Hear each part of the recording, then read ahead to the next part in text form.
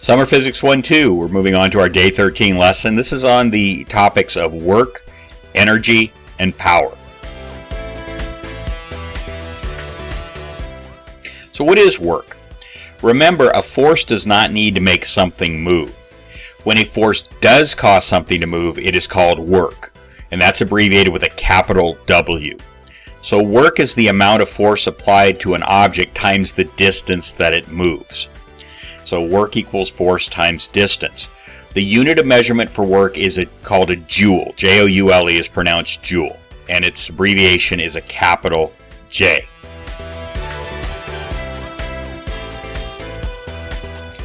So if you push a desk with 20 newtons of force and it does not move, how much work did you do?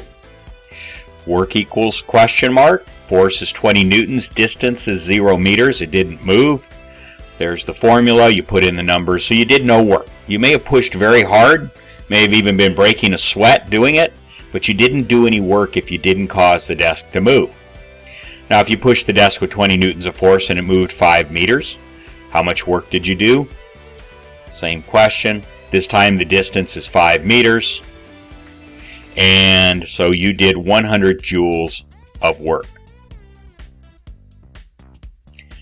What is the definition of power? Power is the amount of work you do in a certain amount of time. The formula for power is power equals work divided by time. In other words, the faster you do the work, the more power that you have exerted.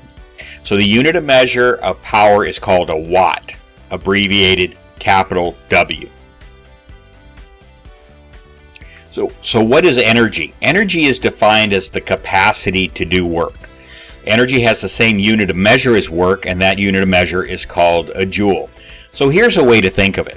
When you put gasoline in a car, gasoline is the energy, and it provides the car with the energy it needs to do work, which is to move the car. So they're effectively different sides of the same coin. They're both measured in joules. Energy is the capacity to make that car move, the capacity to do work, and then the car moving is the actual work. So gasoline is the energy, the car's motion is the work. What kinds of energy are there? Well, we're dealing with the motion energy, or the energy dealing with motion, and there's two kinds. One is called kinetic, and the word kinetic means to move, and the other is called potential. And generally you're familiar with the word potential. It means something that could happen but hasn't happened yet. So kinetic energy is the energy of an object in motion. Potential energy is the energy of an object that can be converted into kinetic energy but has not yet done so. So what is gravitational potential energy? Gravitational potential energy is the force of an object due to gravity. Remember, this is called weight, times the height the object is above the ground. So the formula for gravitational potential energy is PE, potential energy, equals M, which is mass of the object, G, which is the gravitational acceleration, and as you know here on Earth, we say that's 10 meters per second squared, and the height that the object is off the ground. And you use the same unit of measure for height as distance because height is a distance, and that would be meters.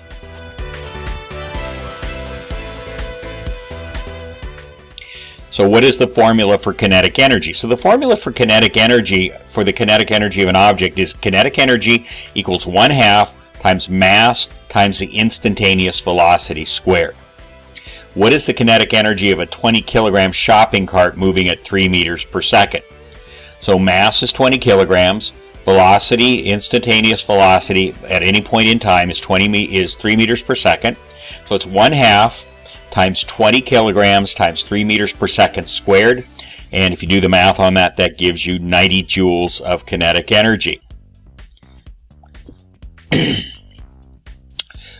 Total energy is kinetic energy added to potential energy, or E total, E subtotal means total energy, equals KE plus PE.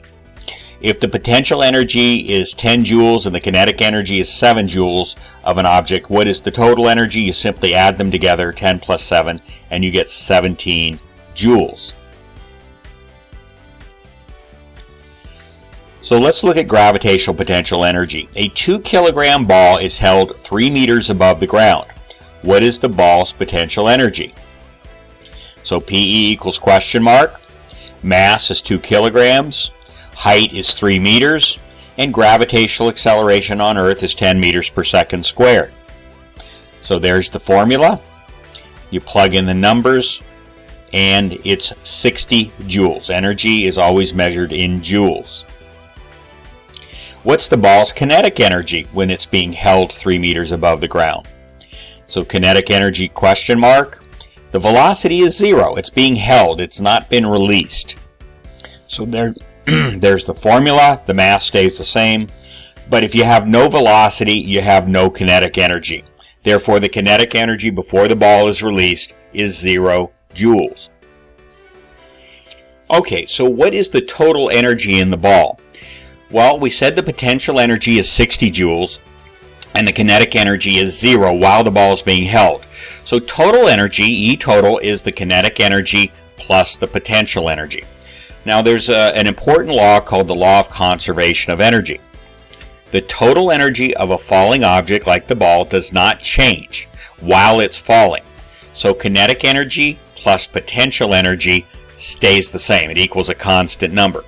So while the ball is being held, it has 60 joules of potential energy and 0 joules of kinetic energy. As it falls, its height becomes lower and lower, therefore its potential energy becomes lower and lower until it just reaches the ground where its potential energy is 0 because it has no height. The kinetic energy is getting greater and greater as the ball falls, but the two of them added together have to equal 60 joules because that's the amount of energy that's in the ball when it was held up above the ground, 60 joules. So no energy will go into or come out of the ball while it's falling. But what happens when it hits the ground? Then it releases the energy. Most of it is released into the ground, which then creates a reactive force and causes the ball to bounce. Some of it will cause sound. Sound is a form of energy. Some of it will cause a little tiny bit of heat, not very much to measure, but anytime two objects strike each other or hit each other, you're going to have a little bit of heat. So, in other words, it's all kinetic energy before it's released, and it's all potential energy before it's released, and no kinetic energy. By the time it reaches the ground, just before it hits the ground, it's all kinetic energy and no potential energy. So during the fall, the potential energy has been decreased, the kinetic energy has been increased. So here's an example. Let's take an example. Let's look at a ball that's going to fall 4 meters to the ground. So a 3-kilogram ball is held 4 meters above the ground and then dropped. Fill in the blanks for the energy of the ball as it falls. So there you have the formula for potential energy over on the right, mass times gravitational acceleration times height. So we're going to use that formula, and we're going to multiply 3, which is the mass of the ball, 3 kilograms. Gravitational acceleration on Earth is always 10 meters per second squared, and in the height initially at this point is 4 meters high. So you multiply those, and you get 120 joules. Energy is always measured in joules. Okay, what about when it's fallen down to 3 meters? Well, the mass is still 3, the gravitational acceleration is still 10, but now the height is down to 3 meters. You multiply those numbers, you get 90 joules. Now it's down to 2 meters. Again, mass and gravitational acceleration remain the same, but now the height is 2 meters. So there's the formula over on the right. You get 60 joules. Down to 1 meter, you get 30 joules. And by the time it's just about to reach the ground, just about to hit the ground, it has no height to it. So height is 0, so that means it has no joules of potential energy. Now, we said the kinetic energy is 0 because it's being held. It has no velocity, so before you release the ball, it has no kinetic energy. So that means the total energy is going to be 120 joules plus 0 joules, which gives you 120 joules.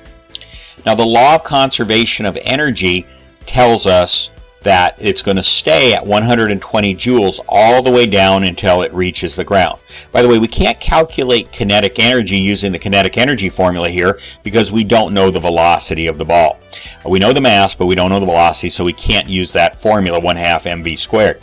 So what we're going to do simply is take total energy, 120 joules, and it stays 120 all the way down until it hits the ground and then it's released. Okay? So now that we filled out the first and the last column, we can go back and fill in the middle column. So the two potential and kinetic energy, the two energies have to add up to 120. So 90 plus what number equals 120? And that equals 30. 60 plus what number equals 120? That would be 60. 30 plus what number equals 120? That would be 90. And 0 plus 120 would equal 120 joules of total energy. So that's the relationship between potential, gravitational potential energy, kinetic energy, and the total energy. All right, and that takes care of our lesson on work, energy, and power. And we're going to do some projects that apply these principles to some actual objects.